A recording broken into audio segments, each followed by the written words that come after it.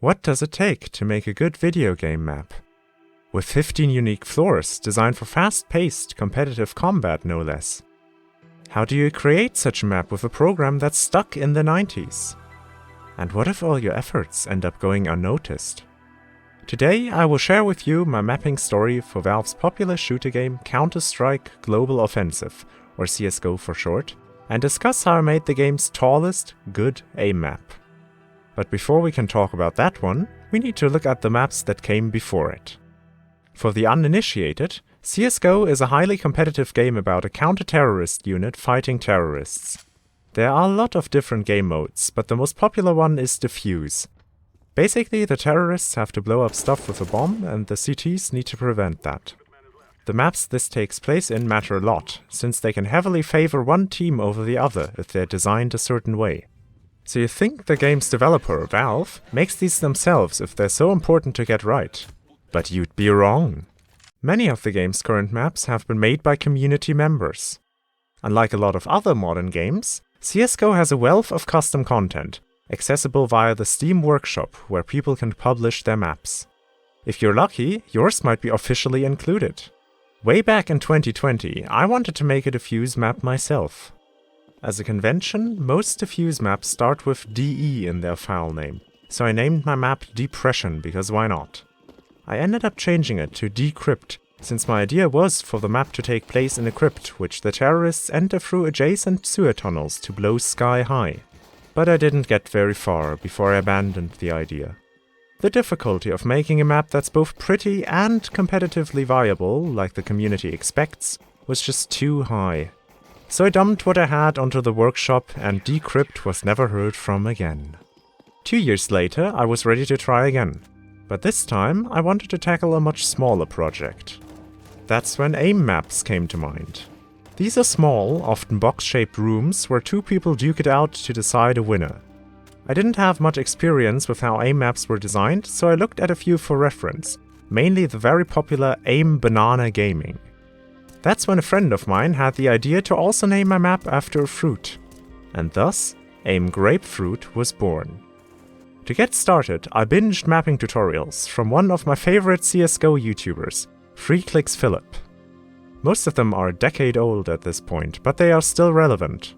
I used his tutorials extensively and would like to thank him for his contributions to the mapping scene.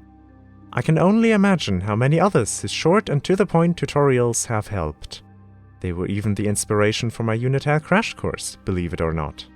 With his help, I managed to build a basic arena, complete with cover, weapons, and giant swaying palm trees. While mapping sounds like smooth sailing, there were a few problems. I mentioned just now that Philip's tutorials are still relevant, despite being like a decade old. That's because CSGO's level editor, Hammer, hasn't really been updated for that long. In fact, Hammer predates the game itself, being first used in Counter-Strike Source, way back in 2004. So to say it's up to 2022 standards would be a blatant lie. It's not unusable, but pales in comparison to much newer level editors like that of the Unreal Engine. Being a certified Unreal simp, I have to gush about that editor for a minute. One place where the Unreal editor shines and Hammer falls flat is lighting. Light is one of the most crucial elements in a level. Just changing the angle of the sun, for instance, can drastically alter the look and feel of a level. So you'd think Hammer would provide a quick way to preview your lighting. But it doesn't. The only way to see it is to compile your entire map, which can take hours if it's a big one. Meanwhile, the Unreal editor shows all lights updating in real time, no matter the size of the level. It's great if you just quickly want to test the lighting setup. What takes milliseconds in Unreal takes minutes in Hammer, which quickly add up. I've been using a community-made version of Hammer called Hammer++, which actually features preview lighting. This makes using it much less of a pain, but at the end of the day, it's still Hammer. Despite my grievances, I ended up publishing my map, expecting it to get about 10 views. I was blown away when the views came rolling in. What was even more impressive was the subscriber count. To play a custom map, you need to subscribe to it. The sub count quickly went past 1,000, then 2,000, then 3,000, and just wouldn't stop. Okay, eventually it stopped at like 10k, but that's very impressive for a map made overnight. Seeing the map's popularity, I decided to give myself credit. That's what a lot of map makers do, so I felt justified in doing it as well. I decided to add a simple texture with my logo and name.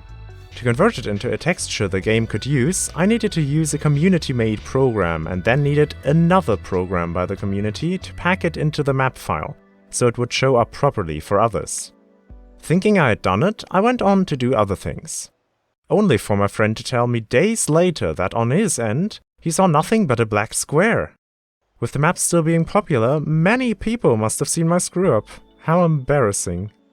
I ended up fixing the issue, but it left a sour taste in my mouth to this day.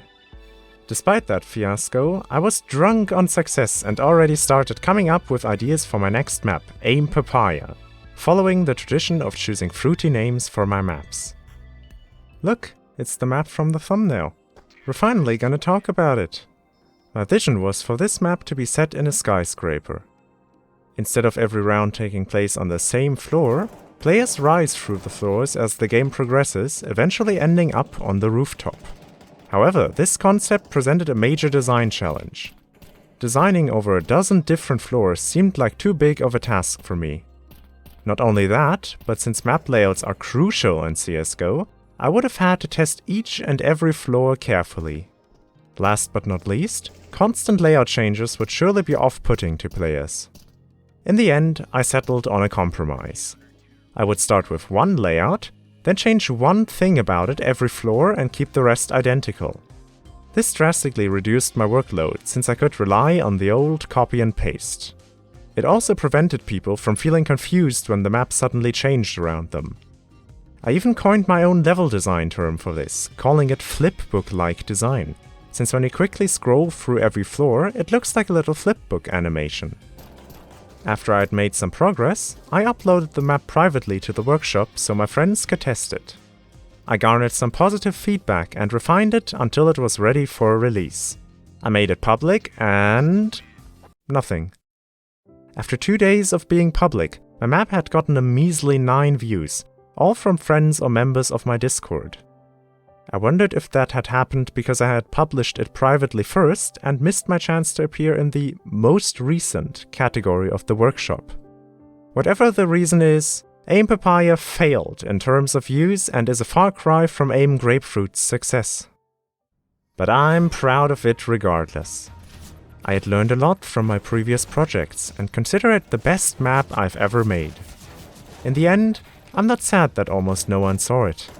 It was fun creating something and seeing my friends enjoy it. I've learned about the strange beast that is the Hammer editor and come to appreciate the Unreal editor more because of it. Speaking of Unreal, now that my CSGO mapping journey has come to an end, I will return to making my own standalone games with it. I hope you stick around to see what I cook up. Creator out.